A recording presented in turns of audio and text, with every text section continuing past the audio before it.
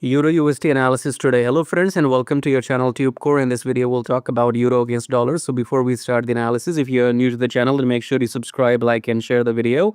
Below the video you'll find these links. So if you want to get 135% return in 5 years for your money, get this robot and install on the chart and just print money. So if you want to talk to me, you can book consultation, join the brokers here, and you can join free Telegram always. Subscribe, like, check out these links. Coming back to the chart, starting the top down approach with weekly time frame.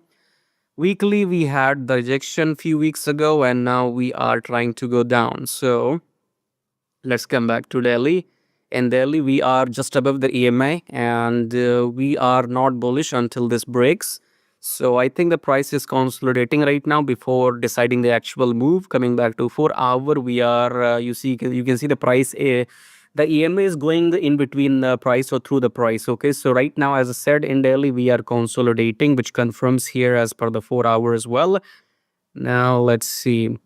So I don't see any signs of bullish until this breaks. So wait and watch and then execute. Okay, subscribe, like and share. If you want to automate, check out the first link. If you want to talk to me, you can book consultation, join free Telegram. I'll see you in my next video. Till then, take